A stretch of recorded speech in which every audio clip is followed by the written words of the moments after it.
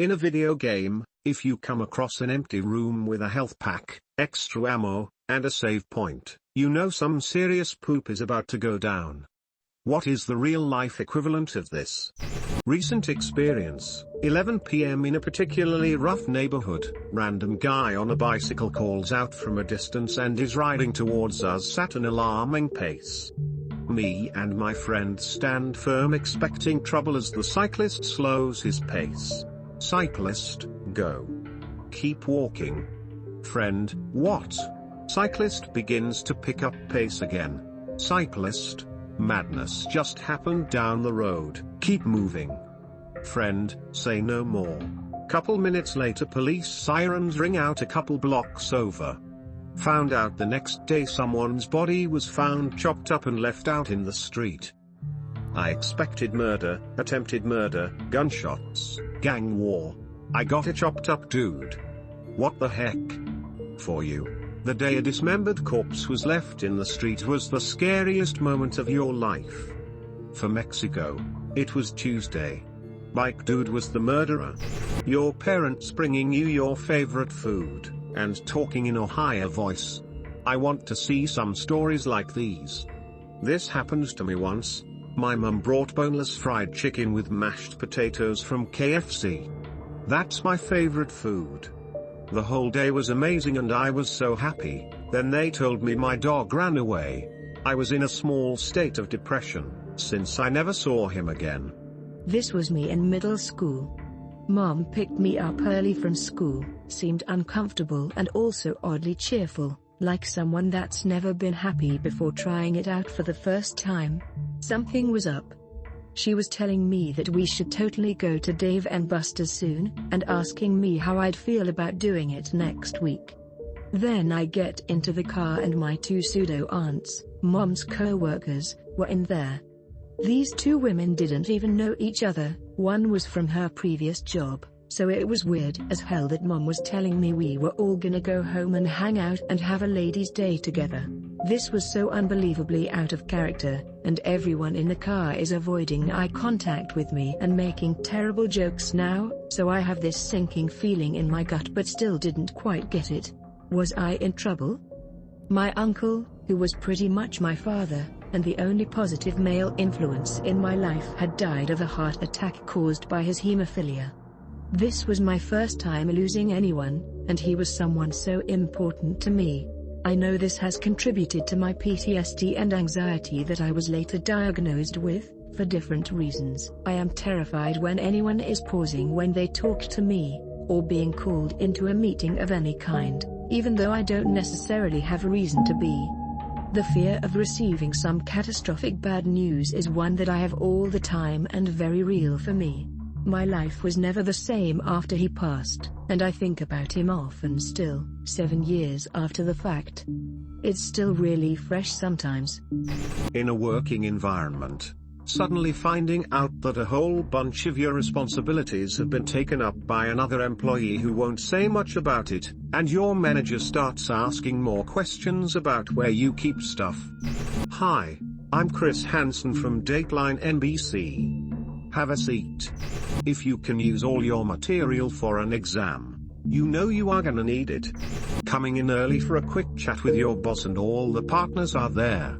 Not exactly the same thing, but my boss came into the room I was working in, first job in my chosen career field, 15 minutes before the end of my shift on a Thursday afternoon and asked for a quick chat before I left. I was fired. Signing a waiver for your consent. This comment should be higher up. All the other comments are when the bad poop already started. Waivers, insurance, and gearing up are the real-life save points. Your doctor wants to see you in person to discuss their results. When the company you work for hires consultants to take an unbiased outside look at the company and maybe offer a few suggestions how we can improve and find hidden potential for streamlining our processes. It's a jump to conclusions, Matt. A meeting invitation set for 15 minutes from now with no additional information provided. An indicator that disappears from the chat window, starts again, disappears again, starts again. When I was first dating my now wife, we got tested for STDs at the same time. When we went back for the results, we went into separate rooms, and 5 minutes later she walked by, gave me a thumbs up and said, "I'll wait in the waiting room." The doctor left me there for 15 minutes. 15 minutes during which I became more and more convinced that my ill-spent youth had resulted in me picking up something terrible, every minute getting more convinced it was HIV. Complete dread, thinking out how I'd explain to my friends and family how I'd spend the rest of my time. AIDS was still a death sentence, unless you were a pro basketball player. Finally I walked out and asked for the doctor. "Oh, you're still here? All clear. Have a nice day." Walking through HR to a meeting room that's been booked for you. I woke up one day to 2 new meeting reminders in my phone. The first at 11 was future of this location, all hands. The second was untitled with only me and a super VP as attendees, scheduled for 4. I took my time getting to work that day. When you are walking through the woods and everything gets silent, no crickets, no birds, nothing. They've recognized 2 creatures are in the area that won't get along well. One is you, and hopefully the second remains a mystery. Then out of the corner of your eye, you spot him. Middle of the day, the sky turns green. Green means go, get some shelter. Sky turns orange during a high wind, cue tornado sirens. Follow-up doctor's appointment after a medical test, and the receptionist tells you to bring a friend when they schedule the visit. This happened to my wife. Long story short, cancer. She has been cancer-free for 15 years after treatment. I got a letter from my doctor saying you must bring a support person about 2 months ago. The doctor just wanted to catch up and see how I was doing. Oh, and when the formerly very friendly receptionist suddenly can't look at you. When they put you in the room to wait for the doctor, and no one has looked you in the eye once. You know then. I sure did. Waking up and having a lot of missed calls from family members. Equally, 3 a.m. phone calls from people not known for drunk dialing. My grandmother is in hospice. My aunt is pretty sick too. My mom called me 3 times one afternoon while I was at work. Normally she texts me first. Saw the missed calls, called her back in a panic. She just wanted me to help her pick out a new USB travel charger.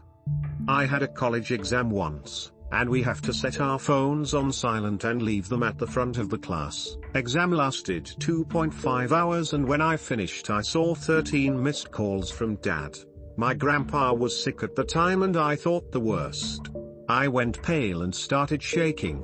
Later I managed to call him and he told me he was just worried because I wasn't picking up. Apparently he had forgotten I had an exam. Grandpa still passed away 2 days later. When a courier asks you to sign for a package, and it's a manila envelope. Water in the beach retreats dozens of yards inexplicably.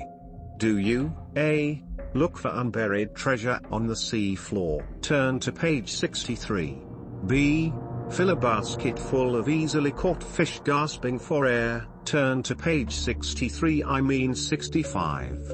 C, walk out on the dock to see where the water went? Turn to page 68. D, get in your car and head for the hills? Turn to page 127. When a friend who's been struggling with depression for a while suddenly brightens up, becomes very generous, or wants to get all their friends together for a party, etc., they're saying goodbye. I came to this thread for a giggle, but everyone should be aware of this one. When you're chronically depressed, everything is way too much effort, even killing yourself is too much work. When your mood starts to lift, things get easier. Trouble is, life's still boo, but now you have just enough energy to do something about it. It's why antidepressants have that may cause suicide warnings on them. If your friends or loved ones start to improve, please don't assume it's job done. They're okay and you can forget about them. Just for the hell of it, love them a little bit more. I had a friend who took time off work suffering from depression, classic midlife crisis in a tough job. He struggled for months but things did get better. I spoke to him and we made plans for a beer in the future. He was coming back to work and he was very clear his life was getting back on an even keel. He was his old self and I was happy to see that. I was getting my friend back. That same day he took his own life. Ducking brutal, and I still occasionally hate him for doing that. I miss him even more, though. When all the higher-ups suddenly start taking their accumulated vacations. That's when you know the company is about to blow and it's time to find a job before you find yourself without one. Then you go for an interview and find one of your colleagues also applying for the same position. I was an IT admin at an old job and one of my duties was to go through the spam filter, just to make sure no legitimate email had been accidentally flagged for inappropriate language, etc. The company was going through a rough stretch for a while, and the CEO embarked on a nationwide tour, to reassure all the staff about how everything was looking up, and the future is bright. One day, I am looking through the spam filter, and here is an email from same CEO writing to a fellow higher up in another company, asking about possible employment opportunities there because there is no future in this place. Company will close soon. When you do something you know you're supposed to be in trouble for, but your mom is all quiet and sad, but nice to you. I just thought you were better than that. Mom/dad. Gut-wrenching feeling if you know you did wrong. I hate this. I'd rather be punished and hit with a wooden spoon or flip-flop than deal with that torture. I'm not angry, just disappointed. Coming home to all your friends and family, but it's not your birthday. This has been my worst birthday yet. The food's terrible, everyone's telling me to quit drinking, and it's not even my birthday. 5th grade. Picked up early from school by my mom's friend, very excited to leave early. The friend, who is also a substitute teacher, whispers something to my teacher. 3 girls within earshot turn toward me and give me the sad faces of pity as I joyfully pack to leave and skip out the door early, suckers. Only to have to sit at her house for 5 hours bored out of my mind. This is the 80s, before handheld phones and on-demand TV. Absolutely nothing to do at her house and I am trapped. Finally around 7 my stepdad picks me up and I am driven over to my parents' house. I see all these cars out front, so I get up to the door and I see my mum and my great aunt and my other aunt and some of my mum's cousins, and I know my own cousin is downstairs, so that's cool, but there's only one favorite relative I want to see, so he must be late or something. I immediately ask, "Where's Grandpa?" Late was the operative word. Someone you don't know asks for you, using your full name. It's usually a semi-government agency, and it's never free cupcakes. I was flying as an unaccompanied minor with my twin brother when we were maybe 9 or 10. On this one flight a crew member came up to our seats and called us by our first and last names, 96. I remember being so scared and worried I almost pooped my pants. It turned out to be one of my dad's clients, who had recognized our last name from the flight manifest and was upgrading us to first class. Edit, forgot to mention that after he called us by name he also asked about our little sister and mother by name, which only made me poop even harder. Now I want to go around asking for people by their full name and giving them cupcakes. Would probably have to dress in a suit though. Weather-related incidents are usually calm in the build-up, with animals suddenly starting to freak out. Same with seismic events. One day, when I was living in LA, my cat ran straight up the curtains. She was athletic, but I'd never seen her do that before. 5 seconds later, my phone and AIM blew up with friends from Orange County saying, "Did you feel that earthquake?" No. But apparently the cat did. Wanna talk to her? If every animal runs in the same direction, follow them. Sci-fi survival tip number 61. I remember in 1995, we had a couple of terrorist attacks here in Paris, France. It was bombs disposed in rubbish bins. Since we have these ugly transparent bags, I remember one afternoon, I was skateboarding near the Eiffel Tower, when I sort of hear an immediate silence and then all the birds left in some sort of slow motion. Just like a John Woo film. And then we heard a massive explosion. A bomb had blown 1 kilometer from our position. Hopefully, this time nobody got injured, but I've always remembered this silence. Slow motioning birds then the blast.